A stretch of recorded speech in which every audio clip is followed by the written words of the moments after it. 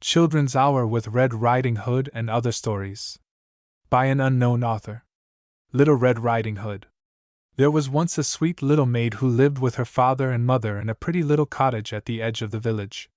At the further end of the wood was another pretty cottage, and in it lived her grandmother. Everybody loved this little girl. Her grandmother perhaps loved her most of all and gave her a great many pretty things. Once she gave her a red cloak with a hood which she always wore, so people called her Little Red Riding Hood. One morning Little Red Riding Hood's mother said, "Put on your things and go to see your grandmother. She has been ill. Take along this basket for her. I have put in it eggs, butter and cake, and other dainties." It was a bright and sunny morning. Red Riding Hood was so happy that at first she wanted to dance through the wood. All around her grew pretty wild flowers which she loved so well, and she stopped to pick a bunch for her grandmother. Little Red Riding Hood wandered from her path and was stooping to pick a flower when from behind her a gruff voice said, "Good morning, Little Red Riding Hood." Little Red Riding Hood turned around and saw a great big wolf, but Little Red Riding Hood did not know what a wicked beast the wolf was, so she was not afraid. "What have you in that basket, Little Red Riding Hood?" "Eggs and butter and cake, Mr. Wolf." "Where are you going with them, Little Red Riding Hood?" "I am going to my grandmother, who is ill, Mr. Wolf." "Where does your grandmother live, Little Red Riding Hood?" "Along that path, past the wild rose bushes, then through the gate at the end of the wood, Mr. Wolf." Then Mr. Wolf again said, "Good morning," and set off, and Little Red Riding Hood again went in search of wild flowers. At last he reached the porch covered with flowers and knocked at the door of the cottage. "Who is there?" called the grandmother. "Little Red Riding Hood," said the wicked wolf. "Press the latch, open the door, and walk in," said the grandmother. The wolf pressed the latch, and walked in where the grandmother lay in bed. He made one jump at her, but she jumped out of bed into a closet. Then the wolf put on the cap which she had dropped, and crept under the bedclothes. In a short while Little Red Riding Hood knocked at the door, and walked in, saying, "Good morning, grandmother, I have brought you eggs, butter and cake, and here is a bunch of flowers I gathered in the wood." As she came nearer the bed she said, "What big ears you have, grandmother! All the better to hear you with, my dear." "What big eyes you have, grandmother! All the better to see you with, my dear." "But, grandmother, what a big nose you have! All the better to smell with, my dear." "But, grandmother, what a big mouth you have! All the better to eat you up with, my dear," he said as he sprang at Little Red Riding Hood. Just at that moment Little Red Riding Hood's father was passing the cottage and heard her scream. He rushed in and with his axe chopped off Mr. Wolf's head. Everybody was happy that Little Red Riding Hood had escaped the wolf. Then Little Red Riding Hood's father carried her home, and they lived happily ever after. The Goose Girl. There was once an old queen who had a very beautiful daughter. The time came when the maiden was to go into a distant country to be married. The old queen packed up everything suitable to a royal outfit. She also sent a waiting woman with her. When the hour of departure came they bade each other a sorrowful farewell and set out for the bridegroom's country. When they had ridden for a time the princess became very thirsty, and said to the waiting woman, "Go down and fetch me some water in my cup from the stream. I must have something to drink." "If you are thirsty," said the waiting woman, "dismount yourself, lie down by the water and drink. I don't choose to be your servant." Being very thirsty, the princess dismounted, and knelt by the flowing water. Now, when she was about to mount her horse again, the waiting woman said, "By rights your horse belongs to me, this jade will do for you." The poor little princess was obliged to give way. Then the waiting woman, in a harsh voice, ordered her to take off her royal robes, and to put on her own mean garments. Finally she forced her to swear that she would not tell a person at the court what had taken place. Had she not taken the oath she would have been killed on the spot. There was great rejoicing when they arrived at the castle. The prince hurried towards them, and lifted the waiting woman from her horse, thinking she was his bride. She was led upstairs, but the real princess had to stay below. The old king looked out of the window and saw the delicate, pretty little creature standing in the courtyard, so he asked the bride about her companion. "I picked her up on the way, and brought her with me for company." Give the girl something to do to keep her from idling. The old king said, I have a little lad who looks after the geese, she may help him. The boy was called Little Conrad, and the real bride was sent with him to look after the geese. When they reached the meadow, the princess sat down on the grass and let down her hair, and when Conrad saw it he was so delighted that he wanted to pluck some out, but she said, Blow, blow, little breeze, and Conrad's hat seize. Let him join in the chase, while away it is whirled, till my tresses are curled, and I rest in my place. Then a strong wind sprang up, which blew away Conrad's hat right over the fields, and he had to run after it. When he came back her hair was all put up again. When they got home Conrad went to the king and said, I won't tend the geese with that maiden again. Why not? Asked the king. Then Conrad went on to tell the king all that had happened in the field. The king ordered Conrad to go next day as usual, and he followed into the field and hid behind a bush. He saw it happen just as Conrad had told him. Thereupon he went away unnoticed, and in the evening, when the goose girl came home, he asked her why she did all these things. That I may not tell you, she answered. Then he said, If you won't tell me, then tell the iron stove there. And he went away. She crept up to the stove and unburdened her heart to it. The king stood outside by the pipes of the stove and heard all she said.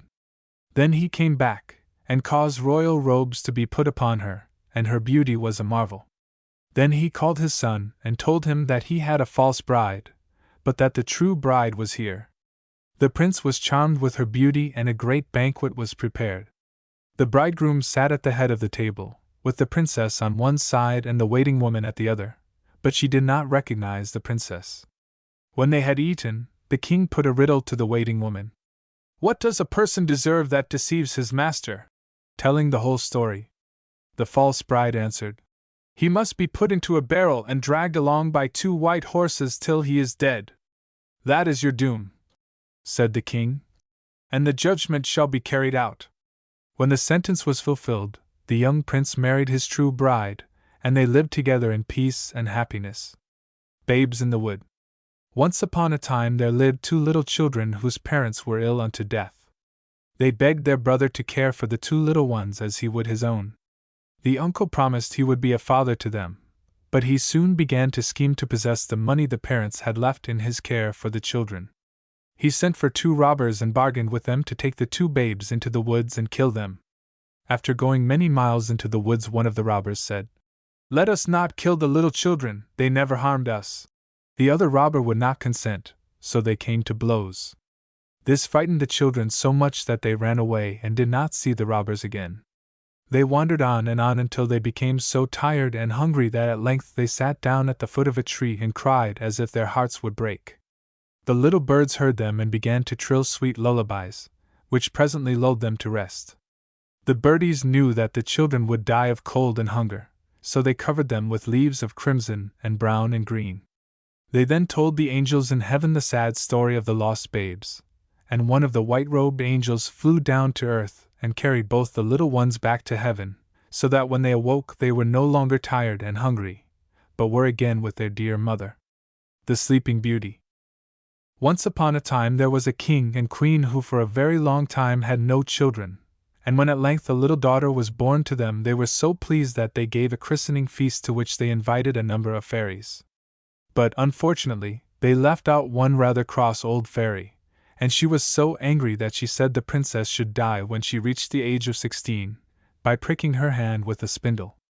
All the other fairies present, except one, had already given the princess their beautiful gifts, and this last one said she could not prevent part of the wicked wish coming true, but her gift should be that the princess should not really die, but only fall into a deep sleep, which should last for 100 years, and at the end of that time she should be awakened by a king's son. It all happened as the fairies had predicted. When the princess was 16 years old she saw an old woman spinning and took the spindle from her to try this strange new work. Instantly she pricked her hand and fell into a deep sleep, as did everyone else in the palace. There she lay in a bower of roses, year after year, and the hedge around the palace garden grew so tall and thick that at last you could not have told that there was a castle at all. At the end of the 100 years, a king's son heard of the castle and the enchanted princess who lay asleep there and determined to rescue her. So he cut his way through the thick prickly hedge, and at length he came to the princess. When he saw how lovely and how sweet she looked, he fell in love with her and, stooping, kissed her lips. At once she awoke, and with her the king and queen and all the courtiers, who had fallen asleep at the same time. As the princess was as much taken with the prince's appearance as he was with hers, they decided to be married. And so the wedding was celebrated the same day with great pomp and ceremony. Snowdrop and 7 Little Dwarfs. Once upon a time there was a little princess called Snowdrop, who had a cruel stepmother who was jealous of her. The queen had a magic mirror, which could speak to her, and when she looked into it and asked who was the fairest lady in the land, the mirror told her she was, for she was very beautiful. But as Snowdrop grew up, she became still more lovely than her stepmother, and the mirror did not fail to tell the queen this. So she ordered one of her huntsmen to take Snowdrop away and kill her, but he was too tender-hearted to do this and left the maiden in the wood and went home again. Snowdrop wandered about until she came to the house of 7 Little Dwarfs, and they were so kind as to take her in and let her live with them. She used to make their 7 little beds, and prepare the meals for the 7 little men, and they were all quite happy until the queen found out from her mirror that Snowdrop was alive still, for, as it always told the truth, it still told her Snowdrop was the fairest lady in the land. She decided that Snowdrop must die, so she dyed her face and dressed up like an old peddler, and in this disguise she went to the home of the 7 dwarfs and called out, "Laces for sale." Snowdrop peeped out of the window and said, "Good day, mother, what have you to sell?" "Good laces, fine laces, laces of every color." And she held out one that was made of gay silk. Snowdrop opened the door and bought the pretty lace. "Child," said the old woman, "you are a sight, let me lace you properly for once." Snowdrop placed herself before the old woman, who laced her so quickly and so tightly that she took away Snowdrop's breath, and she fell down as though dead. Not long after the 7 dwarfs came home, they found that she was laced too tight and cut the lace, whereupon Snowdrop began to breathe and soon came back to life again. When the queen got home and found by asking her mirror that Snowdrop was still alive, she planned to make an end of her for good, so she made a poisoned comb and disguised herself to look like a different old woman. She journeyed to the dwarf's home and induced Snowdrop to let her comb her hair. The minute she put the poisoned comb in her hair, Snowdrop fell down as though dead. When the 7 dwarfs came home, they found their poor Snowdrop on the floor, and suspecting the bad queen began to look for the cause, soon finding the comb. No sooner had they removed it than Snowdrop came to life again. Upon the queen's return home, she found by asking her mirror that Snowdrop still lived, so she disguised herself a 3rd time and came to the dwarf's little house and gave Snowdrop a poisoned apple. As soon as the little princess took a bite, it stuck in her throat and choked her. Oh, how grieved were the good little dwarfs! They made a fine glass coffin, and put Snowdrop into it, and were carrying her away to bury her when they met a prince, who fell in love with the little dead maiden, and begged the dwarfs to give her to him. The dwarfs were so sorry for him they consented, and the prince's servants were about to carry the coffin away when they stumbled and fell over the root of a tree. Snowdrop received such a violent jerk that the poisonous apple was jerked right out of her throat, and she sat up alive and well again. Of course she married the prince, and she, her husband and the good little dwarfs lived happily ever after, but the cruel stepmother came to a bad end, and no one was even sorry for her.